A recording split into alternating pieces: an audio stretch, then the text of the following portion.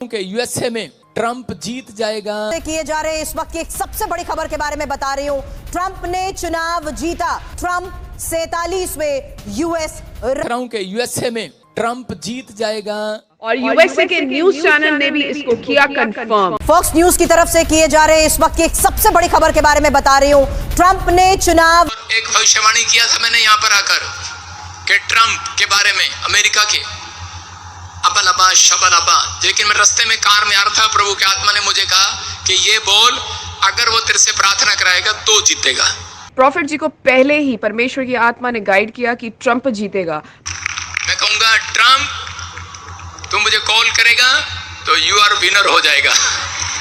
जैसा कि आप देख सकते हैं कि वो सारे पास्टर्स के पास जाकर प्रेयर करा रहा है। Together for him we thank you, O God, and we come to you in the name of Jesus, who is Lord, Christ our King. We thank you that in your presence there is fullness of joy, and at your right hand pleasures forevermore. And we thank you for our country. We love you, Jesus. आप देख सकते हैं कि भविष्य वक्ता पहले से ही आगाह कर देते हैं ताकि लोगों को अवसर मिले कि प्रभु के और नजदीक जाने का।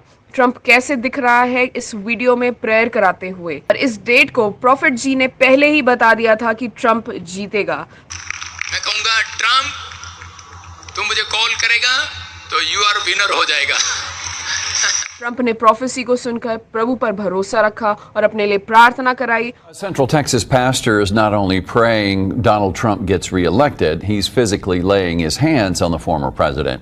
मैं कहूंगा ट्रंप तू मुझे कॉल करेगा तो यू आर विनर हो जाएगा। Everybody here thinks their children are amazing, but that's a good thing when you think they are. I want to be the first to congratulate our great now. हमारे देश की economy down होगी, आर्थिक तंगी आएगी USA में, वहां के राष्ट्रपति को हटाने के लिए बातें चल पड़ेंगी, प्रॉब्लम्स आएंगी। एक देश ऐसा बम गिरेगा, तबाह हो जाएगा। 2024 मार्च के बाद प्रधानमंत्री मोदी फिर एंट्री मारेंगे। अबलबा शबलबा शबलबा, एक पूर्व साइड में एक पुल बहुत बड़ा बांध गिर जाएगा, 80 से 100 लोग वहीं मर जाएंगे। बहुत सारे लोग, इंडोनेशिया चेतावनी दे रहा हूं तुझे यीशु मसीह के नाम में, मेरे अंदर से होकर, कि छोड़ दो वो लाइन। परमेश्वर का आत्मा आगाह कर रहा है। चाइना मजबूत होने की स्थिति में हो जाएगा। चीन और यूएसए का मुंह लाल हो जाएगा। इसका मतलब है कि मैंने देखा दर्शन में कि वो लाल हो रहे हैं, पीले हो रहे हैं, काले हो रहे हैं, क्योंकि वो लड़ रहे हैं आपस में, और काफी प्रॉब्लम्स को उन्हें झेलना पड़ेगा। जो स्पिरिचुअल का नाटक करते हैं, अंदर कुछ और बाहर कुछ, प्रॉब्लम्स आएंगी।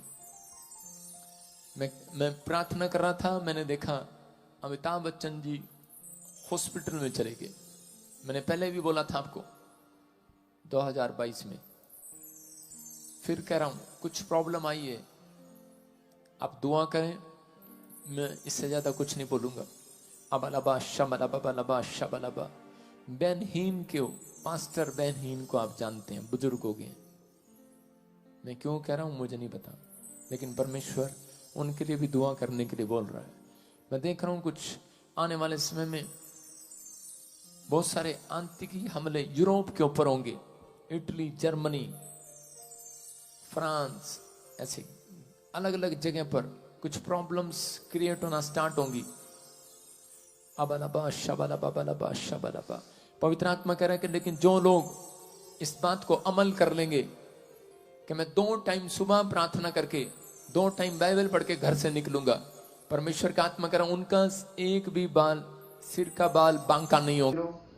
नॉर्मल सी बात है, जो लोग नहीं जानते वो ऐसी ही बात करेंगे। हमारे परमेश्वर ने हमें शिक्षा दी है कि हमें शांत रहना है, किसी भी हालत में, किसी भी मुश्किलों में हमें अपना क्रोध जाहिर नहीं करना है, क्योंकि जब हम क्रोध कर देंगे तो हमारे साथ बहुत कुछ बुरा हो सकता है। परमेश्वर ने हमें शांति का परमेश्वर दिया है, क्योंकि हम लोग जब प्रार्थना सभाएं लगाते हैं, जब प्रार्थनाओं में जाते हैं, वहाँ पे हमें गुप्तों में जाके प्रार्थना करनी पड़ रही है। उसका मुख्य कारण क्या है, इस पे हमें गौर करना है। और क्यों ऐसा हो रहा है? क्योंकि हमारा परमेश्वर कोई ऐसा परमेश्वर नहीं है जिसे हम बोलने में शर्माए। हमारा परमेश्वर ऐसा परमेश्वर नहीं है कि उसके कोई दाग है जिसे हम छुपा रहे हैं। हमारा परमेश्वर कोई ऐसा नहीं है जो कुछ अनर्थ कर कर रखा हुआ है कि हम उस वजह से आज गुप्त स्थानों में जाके प्रार्थना करते हैं।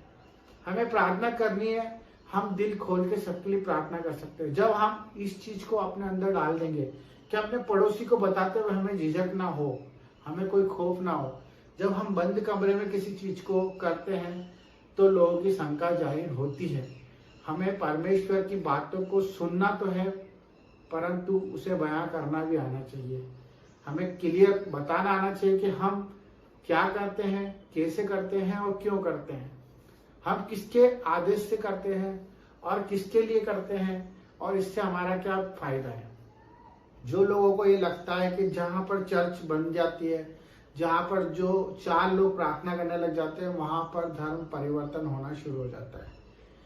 इन्हें इस चीज का खौफ इसलिए क्योंकि ये लोग खुद अभी तक अपने आप को क्लियर नहीं कर पा रहे कि ये लोग हैं क्या।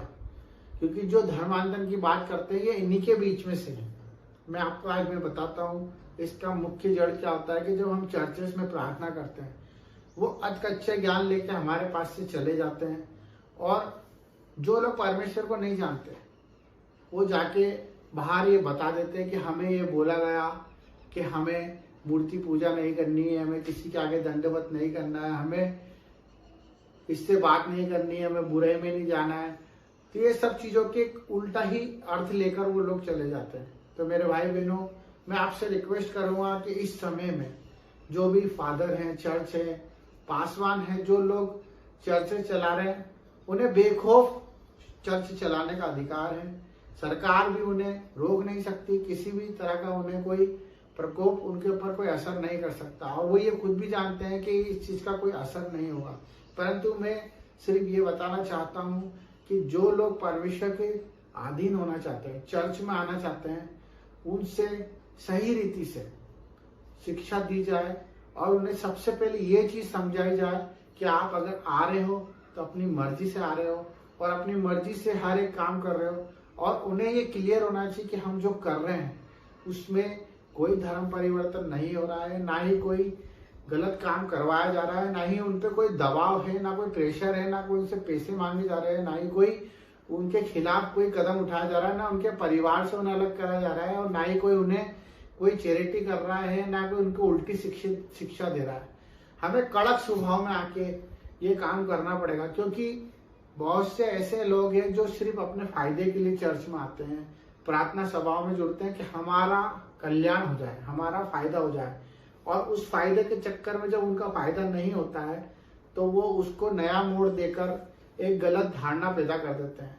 मेरे बहुत से ऐसे प्रतिनिधि हैं, बहुत से ऐसे लोग हैं जिनको मैंने देखा है, मैं भी उनको बताया हूँ प्रभु के बारे में, और वो लोग चर्च गए भी सही है और उसके बाद उन्होंने उसको नई व्याख्या दी है कि वहां पर ऐसा ऐसा होता है, वहां पर वैसा वैसा, क्योंकि उनको पता ही नहीं है, क्योंकि उन लोगों ने परमेश्वर का स्वाद नहीं चखा है। मैं आप सबसे निवेदन करना चाहता हूँ, प्रार्थना करना चाहता हूँ कि आप लोग थोड़ा सा कड़क स्वभाव में आ जाएं, क्योंकि इन्हें लगता है कि परमेश्वर ने हमें सिर्फ शांत स्वभाव दिया, सहन करने की ताकत दी है और हमें सिर्फ चुप रहने का आदेश दिया। ऐसा नहीं है। हमें सच के लिए प्रभु ने बोलने के लिए कहा है कि हम सच बोलने से ना घबराएं। हमें अच्छे लोगों की संगति में रहना है। हमारा परमेश्वर कहता है कि हमें ज्यादा लोगों से कोई मतलब नहीं है। हमें सिर्फ एक आत्मा जो परमेश्वर को जान पाए, हम उस तक पहुंच पाए। तो हमें ना ही कोई ऐसा कदम उठाना है जिससे हमारे परमेश्वर की बुराई हो, और ना ही कोई ऐसे चर्चों में, स्कूलों में जो वाद विवाद होते हैं उससे हमें नजरअंदाज करना है। हमें बाकायदा उस पर अपनी प्रतिक्रिया देनी है, उससे क्लियर करना है, जस्टिफाई करना है, क्योंकि ये आपके साथ भी हो रहा है। आपको भी पता है कि आज आप जहाँ जहाँ प्रार्थना सभा करते हैं वहां पे उससे एक अलग ही नाम दे दिया जाता है कि वहां पर कुछ गलत शिक्षा दी जा रही है।